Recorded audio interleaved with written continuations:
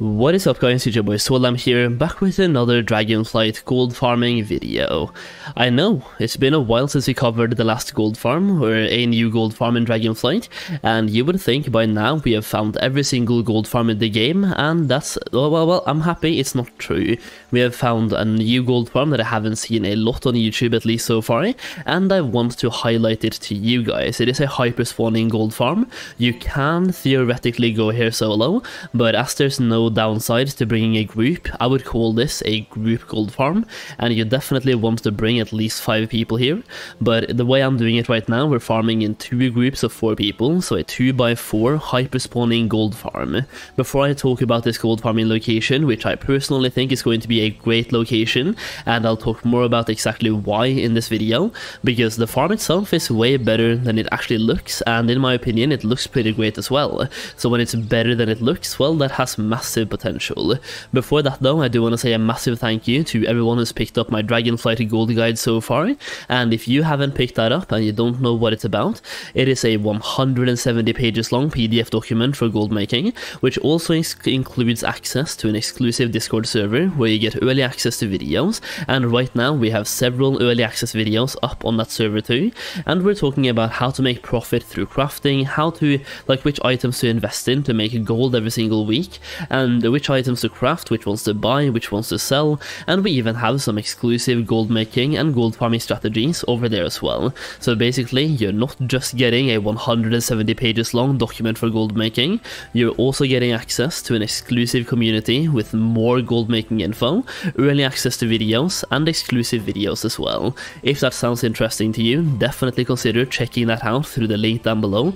Right now we have ways to make several hundreds of thousands of gold in that Discord server, so definitely go and check it out if you want to make gold in this expansion and capitalize on having access to information before it goes public. That being said, let's talk about this farm, why I think it's so great, where it's located, what we're farming for, and everything about the farm. So in the background right now you're seeing roughly how the farm works. We're basically pulling all of the dragons around this place, and these dragons have a hyper spawn mechanic. It is basically just like the rock fang leather hyper spawn for skinning that many people know about, and this one is slightly better for several reasons that I'll be talking about in this video. But you can see right now we're pulling so many dragons, and this is why I love the farm. You're getting so many kills per hour at this location. It is absolutely great. By having a monk statue where we are farming right now and then just pulling the dragons, it is such a good farm, and I also love it because the dragons are super close together. When it comes to the other salamander farm or the rock fang farm, you need to have pullers in the group because you need to run around quite a bit to pull the mobs to the location.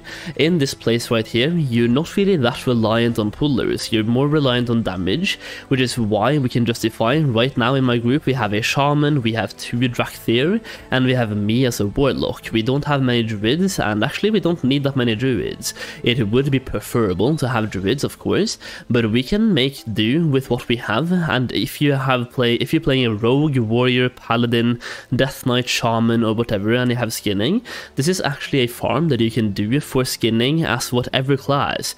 You don't have to be a druid for this one, which is one of the things that I really like, because I think a lot of people are focusing way too much on having to be a druid or a warlock or a monk for 2x4 farming. So I want to show you guys some locations you can go to no matter what class you are, and this one, as I just said, the dragons are so close together, you're a little bit more reliant on DPS instead of actually pulling. As long as you have 1 or 2 people just pulling the dragons when they're available, and you have the monk statue in the right place, then the dragons are super close. So you actually, like right now, a rogue can go and just throw a knife on that close dragon right there, and there's so many dragons here. 5 of them are in the actual space or the actual range of the statue, and there's only 3 dragons outside that you need someone to pull, which is perfect for a warlock or a boomkin to pull them.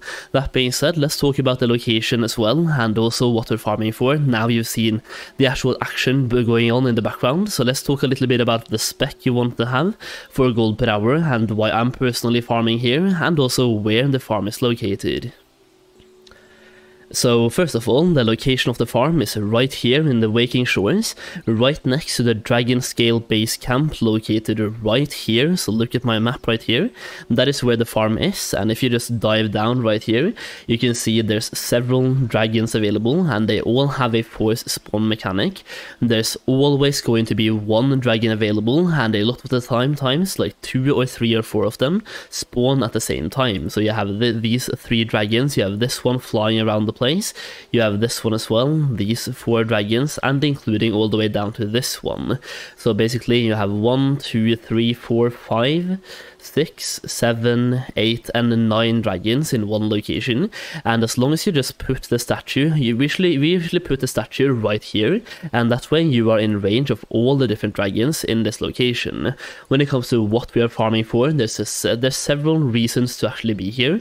So let's talk about number 1, which is actually the underwhelming part, and that is the actual adamant scales. So you have this one tier 2, we also have the tier 3 ones, and we also have, for example, the lustrous scale hide, and there we go, the tier 3 adamant scales. So I also want to put this up right next to resilient leather so we can see the actual differences here. So when it comes to actually skinning and going for gold per hour, you are much better off going for a leather based gold farm, because if we compare the price of this one, a tier 2 lustrous scale hide, this one is selling for 78 gold, while dense hide is selling for 500 gold. When it comes to leather, this one is also selling for 6 gold, while this one is selling for 4, and this one is selling for 2.6, and this one is selling for 1.3. So in terms of like straight up gold per hour, you are much better off going for a leather based gold farm. So with that being said, why are we actually farming here? Well, you're getting a lot of kills per hour, it's a good location for any class, and the thing about skinning is that you can get a lot of skill up points pretty quickly. So one of the main reasons why I'm personally farming here is the saturated bones, and so far today I have gotten 12 saturated bones. So while people are doing their weeklies to get 7 plus 3, so 10 knowledge points every single week in skinning, you can farm these continuously to get saturated bones to increase your skinning knowledge even further.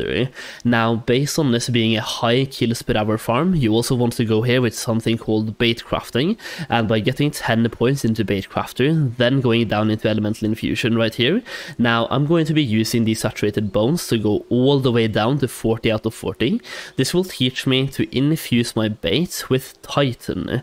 This makes it so every single time I use the bait, it will spawn a creature with Titan infusion, giving me rousing orders, and you get roughly 7 of them. I think it's 7 on average. So you get 7 rousing orders every single time you place down a bait.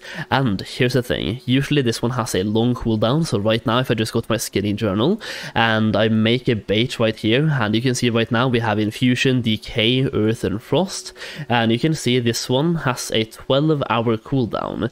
That being said, if you're doing this in a 2x4 farm, the cooldown is reduced by 10 minutes every time you skin anything.